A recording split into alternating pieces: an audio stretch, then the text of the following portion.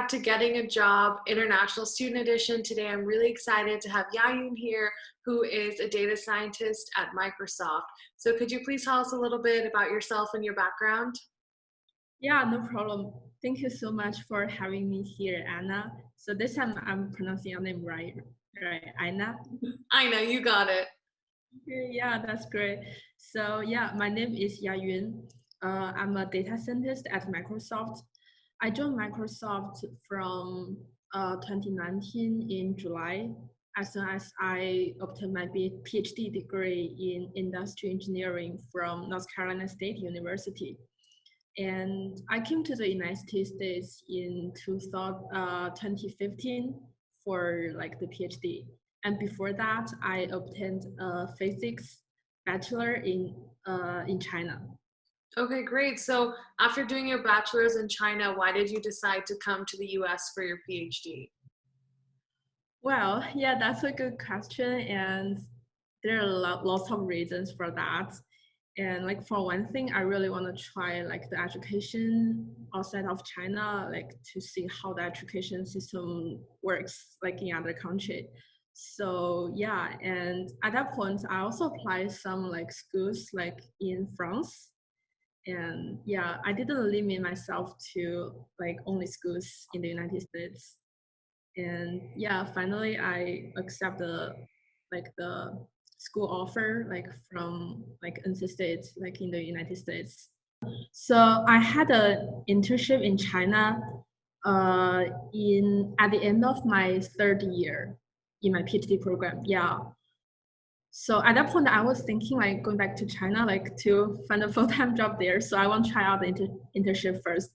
And I feel like, well, not really want going back to my hometown immediately after graduation. So I prefer to like find a job here and then I haven't decided where to go in the future, but for now, I'm happy about where I am, like finding a job here, like in the United States. Okay, love that. So because we cater to the international student population, a lot of them are a little bit stressed out when they're looking for a job because they have a visa issue. So how did you face that problem, if at all?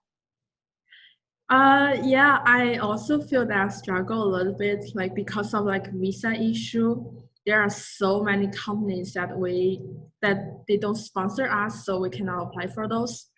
But I would like to say like there are lots of companies in the United States that are very welcoming like international students, and especially like for those big companies, like they all sponsor like visas. So I don't think that's actually a big blocker or big issue for us. So I think it's very important like for us like international students to kind of like uh, adjust our situation a little bit at the beginning, but never limit ourselves to like some specific situations. Like if you always keep in your mind that, oh, okay, I'm international students and I cannot find a job easily compared to some other local students, that's not correct. Yeah, we shouldn't let the visa thing limit us. Okay, great. No, that's such great advice. I think you're right. A lot of the big companies will end up sponsoring you as long as they like you. But when you were interviewing, did you know I want to work for Microsoft 100%? Or were you interviewing at other places? How are you going about that process? Yeah, I interviewed some companies, including like Microsoft, Amazon, and like JP Morgan Chase, those big companies that sponsor H1.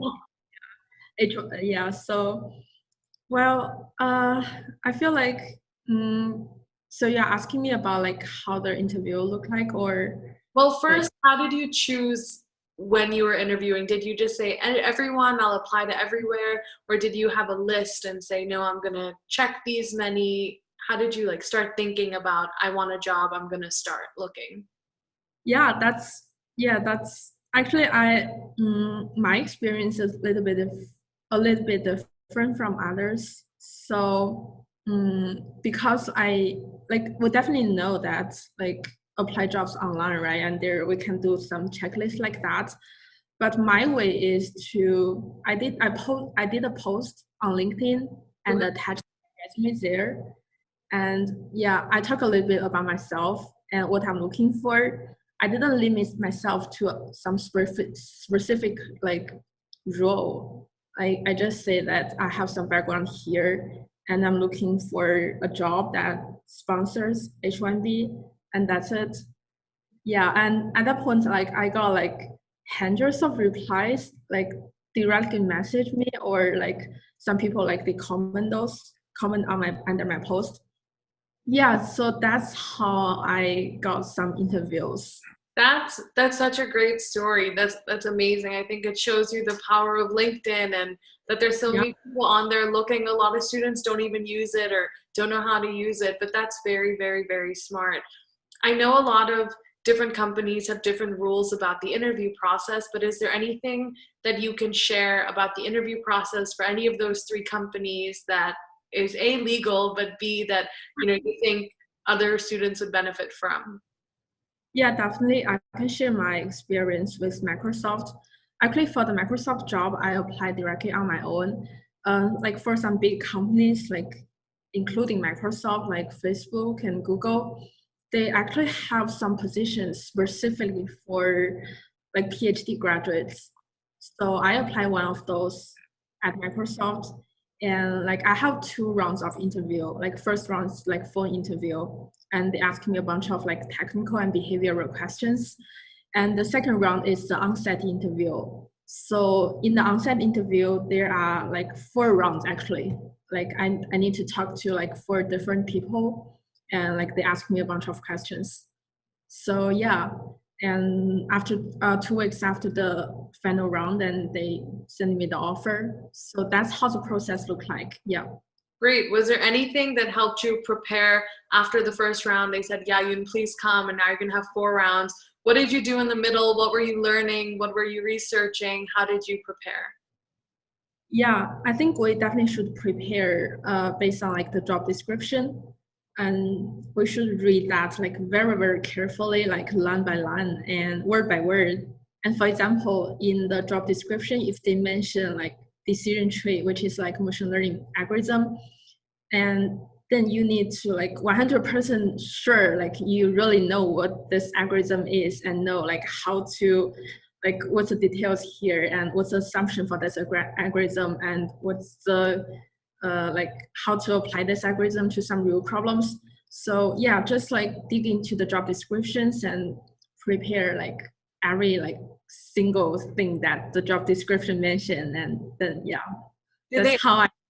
Were they ever asking you something that you didn't know the answer to that you were like, I have no idea? Did that happen at all?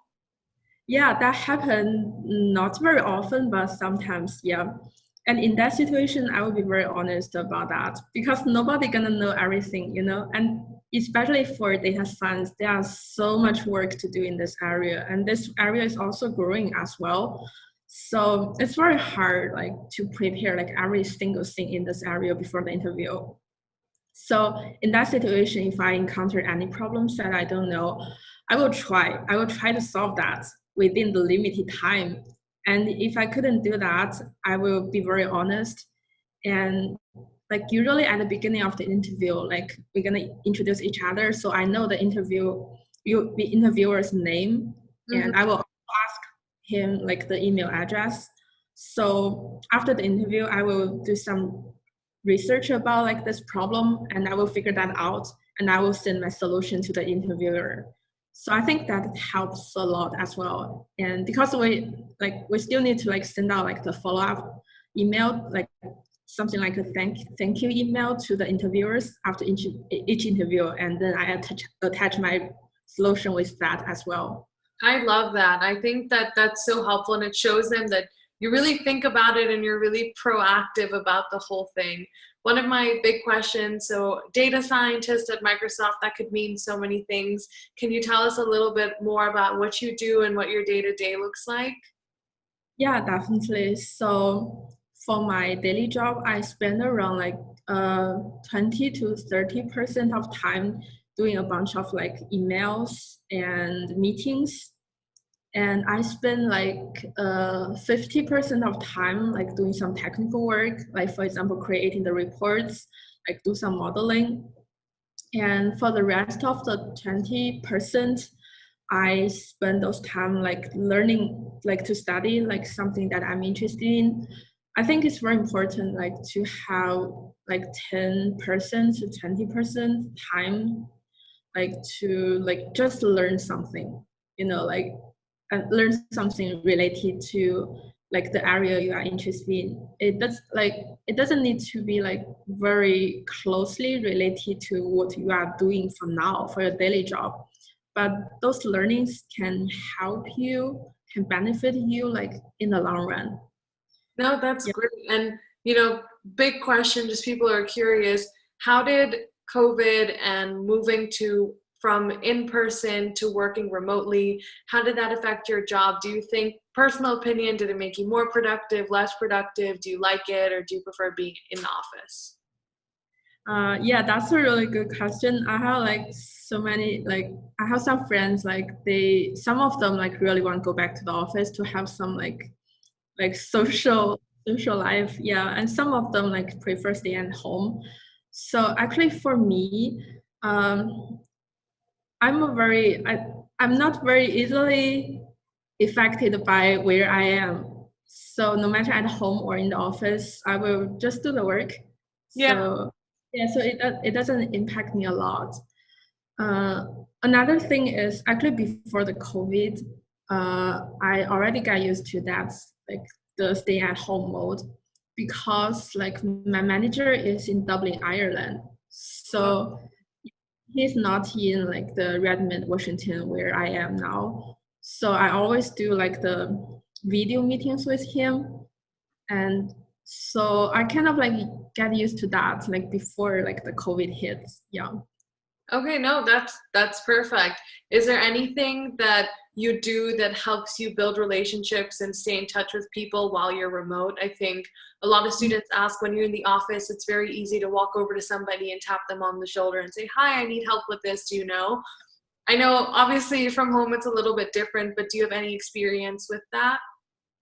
Yeah, definitely. That's the thing that I enjoy, like working from the office. Like we can have some coffee chats in the kitchen, like with some coworkers, and we also have lunch together. So I really miss that a lot. Mm, I would say since we cannot do that now, uh, it's better to like schedule some one-on-one, like just some casual one-on-one, like not for work, just like for to catch up. Yeah. So that definitely help. Yeah, I think And it's great. And if you have nice backgrounds like your beach background, then maybe you feel like a little bit out of the office for a second. So, kind of at a higher level, a lot of international students, especially with COVID, some of them are studying remotely, are a little bit stressed going into this graduation period. Do you have any advice at all? It doesn't even have to be professional related for them. oh yeah, so I can definitely understand like the struggle, especially during this period. Mm, I would say think about things like in the long term. Like think about like because you're gonna graduate, right? So you're not a student anymore. You're gonna be like a professional, well, young professional, right? So think about like what you want to do, like in like 1 year, 2 year, 3 year, and it doesn't need to be like you don't need to have like a plan for like 10 years, something like that, because things change. Yeah, before I joined Microsoft, I felt like my daily work should be something different from what I'm doing now. So like and like things definitely change when you have a real job. That experience is different from like the experience at school. So don't limit yourself and don't like really make some like long-term plan. There's no need to do that. Just think about what you want to do like in a year, 2 year. That's good enough. And also like have some hobbies. I think that's also very important. And yeah, working environment, sometimes like people talk about some like their personal stuff before jump to the working stuff.